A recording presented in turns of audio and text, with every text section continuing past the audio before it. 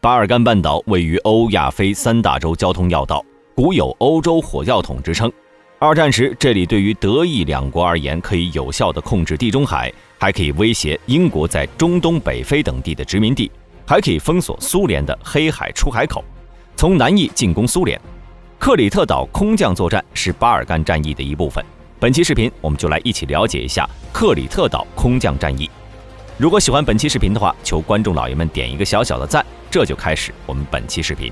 德军在侵占南斯拉夫和希腊之后，为了控制爱琴海和地中海之间的交通线，决定在1941年5月实施攻占克里特岛的战役，代号水星。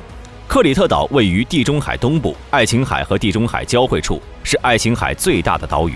岛北和巴尔干半岛隔海相望，是西欧到中东的还是必经之路，也是英国防卫埃及和苏伊士运河的前站。克里特岛东西长260千米，面积有8300平方千米，当时约有8万人。岛内地形崎岖不平，山地连绵，陡峭难行，交通不便。德军认为，如果占领了克里特岛，就能控制东地中海和爱琴海之间的海上交通线，还可以建立袭击中东和北非的前哨，便于空军控制巴尔干半岛南部和意大利南部。丘吉尔也认识到了克里特岛的重要性，命令从希腊撤退的军队赶往克里特岛，一定必须守住。德军经过反复的研究之后，决定使用空降作战。当时在克里特岛附近的英国军舰多于德军，而德军虽然海上不如英军，但是掌握了该地区的制空权。克里特岛守军的防空势力又比较弱，而且英军的空军主力远在北非，所以空降作战是最好的方式。1941年4月25号，希特勒下达了代号水星的289号作战指令。5月20号凌晨2点，4个德军空降兵引导小组在克里特岛着陆，为后续空降部队标明了空降地域。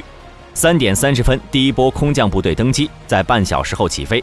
早晨7点，在战斗机和轰炸机的掩护之下，德军的滑翔突击团在马来麦上空空降。防守马来麦机场的新西兰师第22营以及2个连的兵力守卫机场，另外2个连控制机场附近的107高地。当守军发现有空降兵空降时，立即开火，空中无法自由活动，成为了地面守军的移动靶。德国空降突击团指挥员着陆之后，面对惨烈的战场现状，决定改变计划，放弃从东西两面攻占机场，重整旗鼓，从西南2个方向，同时加攻107高地。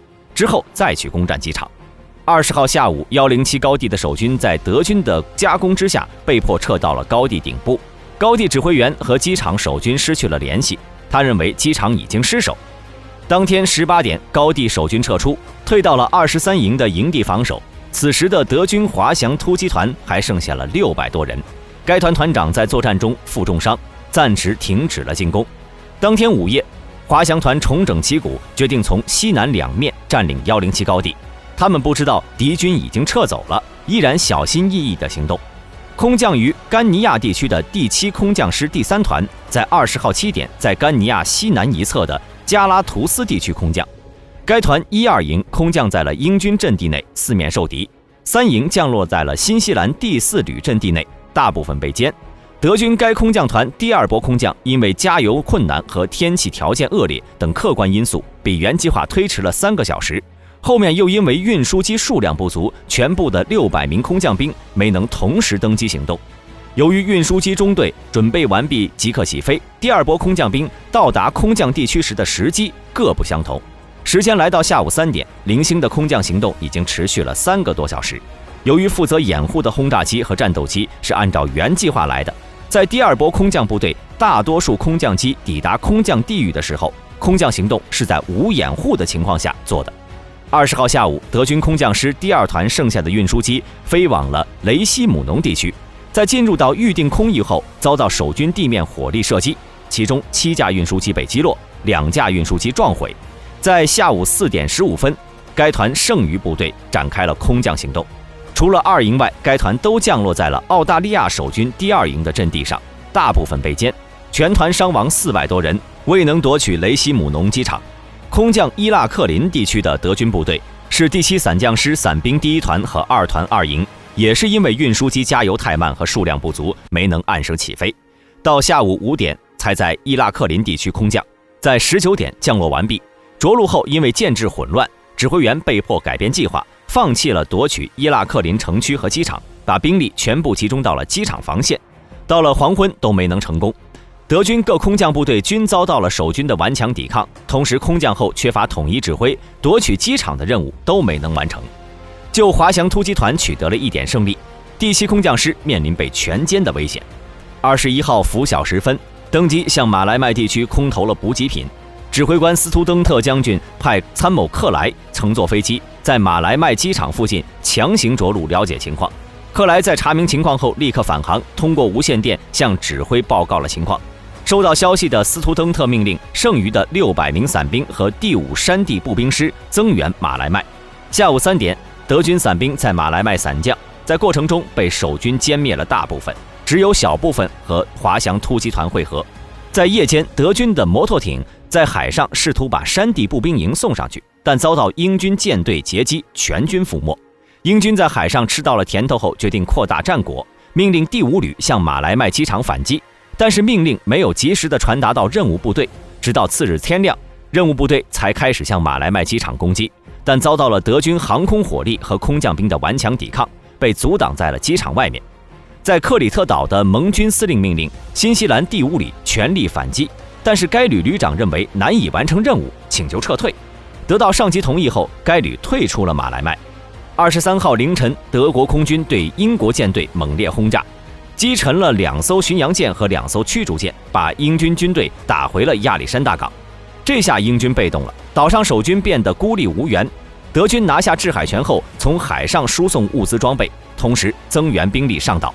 24号，德军占领了克里特岛西部，之后向东推进。27号占领了甘尼亚，28号苏达湾，29号雷西姆农、伊拉克林。